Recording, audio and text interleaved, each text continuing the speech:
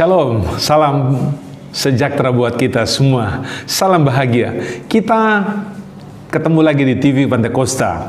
Kali ini dalam pembahasan 15 jenis bencana yang dapat menyerang manusia dan menghancurkan kehidupan manusia. Kita telah bahas bersama-sama 10 jenis bencana dalam Alkitab. Kali ini kita akan masuk pada bencana ke-11. Bencana laut. Kita tahu bahwa bumi ini terdiri dari 70% laut atau air laut dan 30% daratan. Sungguh luas area laut itu sendiri. Dan kita atau bumi ini dikurung oleh lautan yang sangat luas. Lautan Pasifik nomor 1, lautan Atlantik, dan lautan Samudra Hindia. Sungguh sangat luas dan besar sekali. Tapi tahukah saudara, ada bencana besar yang mengancam yang datang dari laut. Kita buka Alkitab dan kita temukan dalam Yeskel pasal 26 ayat 18, ini tentang nubuatan Tirus. Nubuatan tentang Tirus. Kita tahu sekarang Tirus ada di kawasan Libanon, tepatnya ada di pesisir pantai sebelah barat dari Libanon. Dan apa yang Alkitab tulis di sana? Yeskel 26 ayat 18. Sekarang daerah pesisir laut jadi gentar pada hari jatuhmu. Ya, daerah pesisir yang di tepi laut gempar mendengarkan kesudahanmu. Ayat 19. Sebab beginilah firman Tuhan Allah, pada saat aku menjadikan engkau kota reruntuhan, seperti kota-kota yang tidak berpenduduk lagi. Kalau aku menaikkan pasang samudra raya atasmu dan air banjir menutupi engkau. Ayat 21. Aku menentukan bagimu akhir hidupmu yang mendahsyatkan, dan engkau tidak berjumpa lagi. Engkau dicari orang tapi tidak ditemukan lagi untuk selama-lamanya. Demikianlah firman Tuhan Allah. Ini yang akan terjadi terhadap kota Tirus, dan ini merupakan nubuatan pada akhir zaman tentang apa yang akan menimpa semua kota-kota yang ada di pesisir pantai. Ada bencana besar sedang mengancam. Tuhan Yesus berkata dalam Lukas 21 ayat 25, perhatikan baik-baik. Dan akan ada tanda-tanda pada matahari dan bulan dan bintang-bintang. Dan di bumi bangsa-bangsa akan takut dan bingung menghadapi deru dan gelora laut. Daerah pesisir atau bumi serta pulau-pulau yang rendah dari permukaan dan kondisinya tidak tinggi dan berada 1-2 meter di atas permukaan laut, terancam untuk tergenang dengan air laut, terancam untuk lenyap, punah, ditutupi oleh air laut. Dan ancaman ini sangat serius. Hari demi hari air naik lebih tinggi, air laut menjadi pasangnya lebih tinggi. Pada akhirnya nubuatan Alkitab ini akan tercapai. Menghadapi deru dan gelora laut, bangsa-bangsa akan ketakutan, ditimpa kepanikan dan kengerian yang luar biasa. Tuhan Yesus sudah berfirman, bahkan dalam Wahyu pasal 6 ayat 14, perhatikan, maka menyusutlah langit bagaikan gulungan kitab yang digulung, dan bergeserlah gunung-gunung dan pulau-pulau dari tempatnya. Sebuah peristiwa dahsyat akan menimpa alam semesta.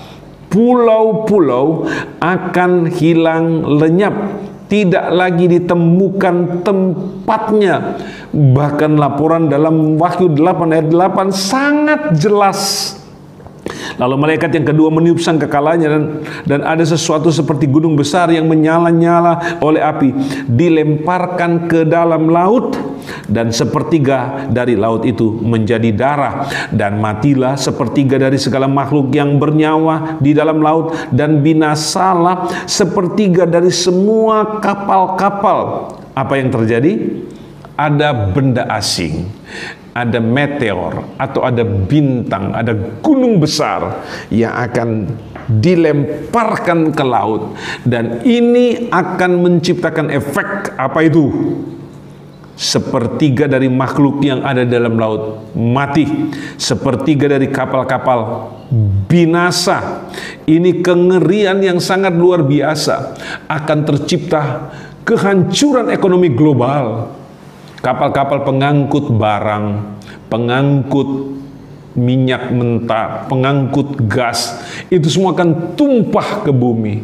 Karena bintang jatuh itu akan menimbulkan tsunami raksasa yang akan menghantam kota-kota, yang akan menghancurkan sarana dan prasarana, dan akan menghancurkan semua tempat tinggal, tempat domisili manusia, dan akan mengakibatkan jumlah tewas yang sangat banyak sekali. Sejarah sudah mencatat tsunami yang terjadi di Samudra Hindia pada tanggal 26 Desember tahun 2004. Kita tahu bersama bahwa gempa bumi 9,1 skala Richter yang terjadi di pantai Pulau Sumatera, Indonesia. Gempa tersebut mencapai Bangladesh, India, Singapura, Sri Lanka, Thailand, dan Maladewa, dan bahkan sampai ke Afrika. Itu telah menimbulkan korban jiwa begitu banyak, ya sekitar 2.225 jiwa mati.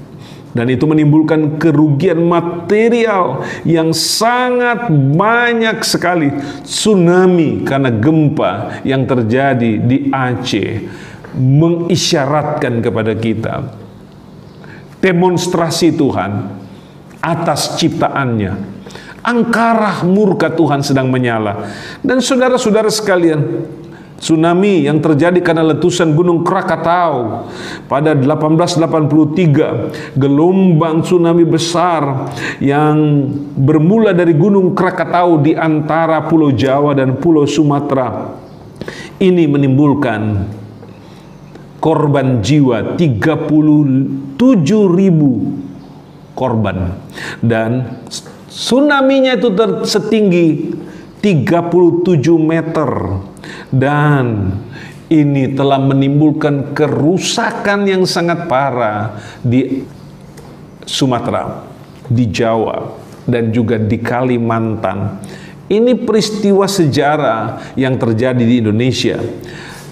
Ketiga tsunami di Tohoku 2011 dan gempa 9 sampai 9,1 pada skala Richter yang terjadi di lepas pantai Jepang.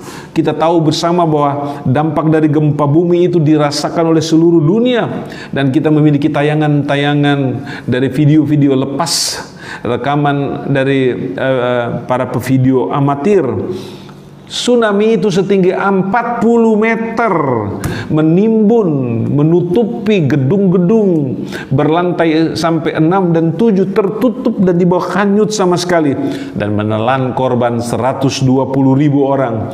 Tersaji di depan mata kita bagaimana tindakan Tuhan yang membuat gelombang besar seperti yang tercatat dalam Alkitab.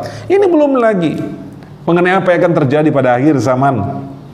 Waspadalah, dekatkanlah diri kita kepada Tuhan, percaya sungguhlah kepada Tuhan. Hanya Dia yang mampu menangani semua itu. Tsunami yang terjadi di Messina 1908 pada 28 Desember, gempa bumi 7,1 skala Richter terjadi di Messina, Italia. Ini menghancurkan 91% struktur dan bangunan di Messina dan menewaskan 75.000 orang. Lebih dari 100 tahun yang lalu, tsunami telah menghancurkan Messina di Italia. Ancaman yang sama masih ada hingga hari ini, masih lekat dalam ingatan kita dan segar. Tsunami hanya setinggi 4 meter yang terjadi di Palu, di Teluk Palu, itu menewaskan ribuan orang. Tsunami yang terjadi di Arica tahun 1868, 8,5 sampai 9 skala Richter, sangat dahsyat, menimbulkan korban sebanyak 25.674 orang. Tsunami setinggi 14 meter menghancurkan segala sesuatu.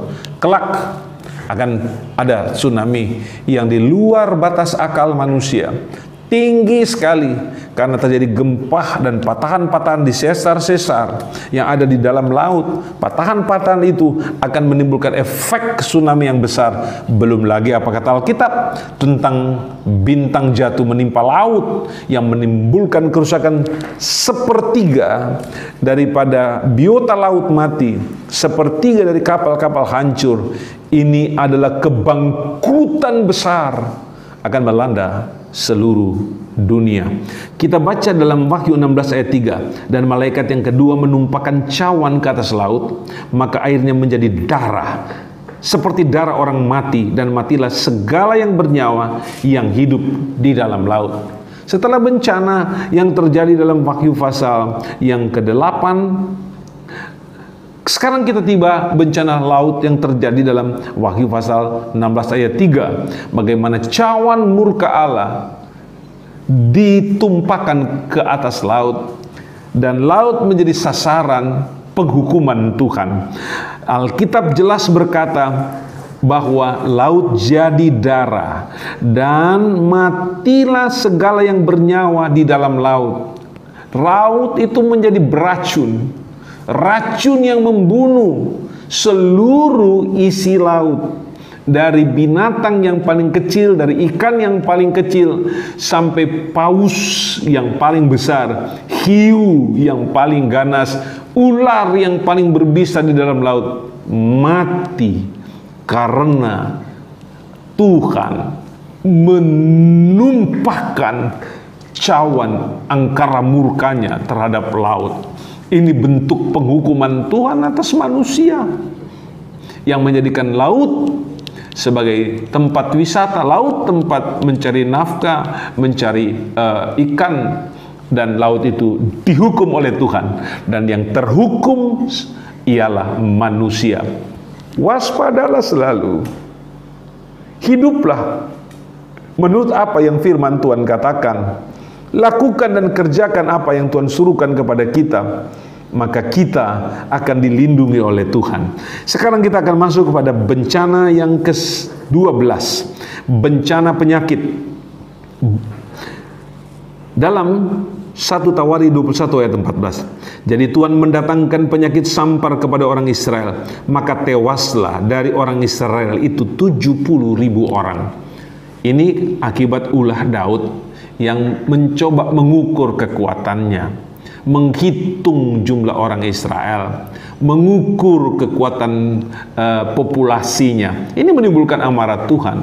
Rupanya ada rasa bangga, ada rasa sombong pada Daud mengenai jumlah orang Israel semakin banyak, semakin hebat, luar biasa, dan ini menimbulkan kebanggaan diri, tapi ujung-ujungnya ini menimbulkan kemarahan Tuhan. Karena Tuhan marah pada Daud, akhirnya Tuhan menghukum orang Israel dengan penyakit sampar yang hanya dalam 3 hari menewaskan 70.000 orang banyaknya. Kemudian catatan Yeremia 21 ayat 6, Aku akan memukul penduduk kota ini, baik manusia maupun binatang. Mereka akan mati oleh penyakit sampar yang hebat. Ini bicara soal epidemi, penyakit sampar yang akan melanda kota. Dan kemudian binatang dan manusia akan terpukul oleh penyakit yang hebat itu, yang kemudian menimbulkan kematian. Habakuk 3 ayat 5, mendahuluinya berjalan penyakit sampar dan demam, mengikuti jejaknya. Di dalam sakit penyakit yang melanda manusia secara epidemi, melanda sebuah kawasan, sebuah kota, sebuah provinsi dan negara, di situ ada Tuhan yang berjalan, ada Tuhan yang sementara bekerja. Dan dalam jejak-jejak Tuhan, Dia meninggalkan penyakit-penyakit yang akan menjangkiti manusia, dan kemudian membuat manusia itu terkena demam, panas, dan meninggal. Sesungguhnya Tuhan Yesus sudah mencatatnya dalam Lukas pasal 21 ayat 11, dan akan terjadi gempa bumi yang dahsyat dan di berbagai tempat akan ada penyakit sampar dan kelaparan, dan akan terjadi juga hal-hal yang mengejutkan dan tanda-tanda yang dahsyat di langit. Penyakit sampar ini merupakan nubuatan Tuhan Yesus mengenai apa yang akan terjadi pada akhir zaman, dan mulai terbukti dari waktu ke waktu. Ada begitu banyak penyakit yang melanda bangsa-bangsa, melanda seluruh dunia, dan memberi efek penderitaan yang besar dan kematian yang begitu banyak.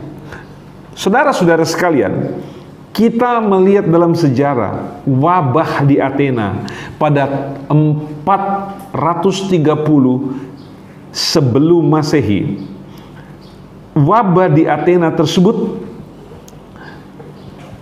di Yunani terjadi pada saat perang Peloponnesia. Para sejarawan memperkirakan itu adalah wabah tifus, cacar dan campak. Namun ada yang menganggap bahwa itu adalah wabah pes. Total kematian yang disebabkan oleh wabah Athena ini adalah 30.000 jiwa. 30.000 jiwa menurut New World Encyclopedia. Padahal jumlah masyarakat, populasi manusia yang ada di Athena waktu itu masih sedikit, tapi itu telah menimbulkan kematian 30.000 jiwa. Banyak sekali. Pandemik Justinianus pada 541-542 itu membunuh setengah dari populasi Eropa. Jumlah orang yang diperkirakan meninggal 25 juta orang. Wabah ini momok yang sangat mengerikan, yang telah menimbulkan jejak kematian yang sangat parah dan sangat banyak. Ketakutan karena penyakit ini dicatat dalam sejarah. Populasi kota habis sama sekali. Ini luar biasa. Padahal kisah itu terjadi pada sekitar 500 tahun Masehi. 500 tahun Masehi. Jadi kurang lebih 1500 tahun yang lalu.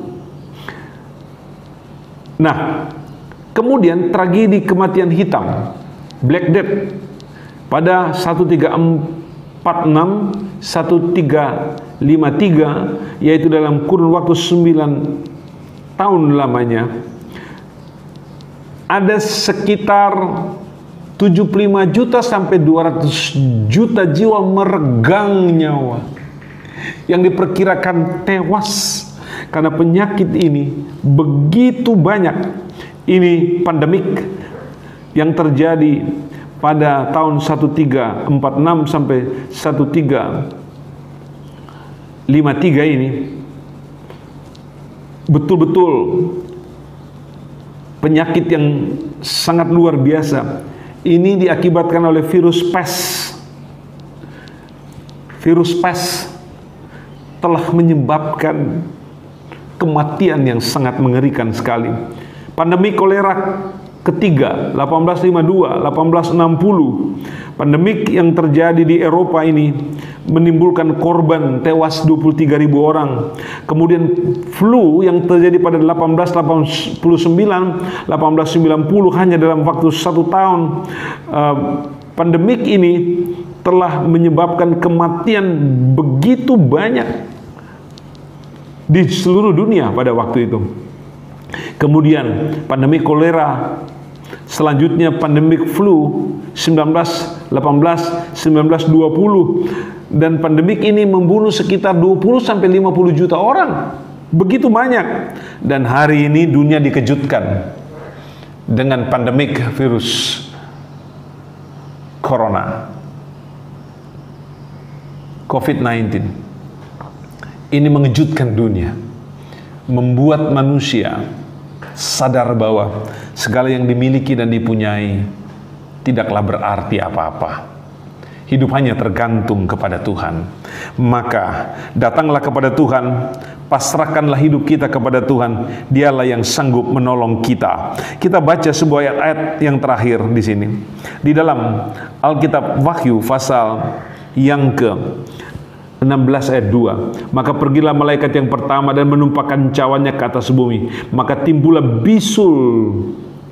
bisul yang jahat dan yang berbahaya pada semua orang yang memakai tanda dari binatang itu dan menyembah patungnya, dan mereka menghujat Allah di surga karena kesakitan dan mereka karena bisul mereka, tapi mereka tidak bertobat dari perbuatan mereka. Itu ayat 11. Pada akhir zaman akan timbul bisul-bisul yang jahat di sekujur tubuh manusia. Bisul-bisul itu identik dengan kanker yang sangat berbahaya.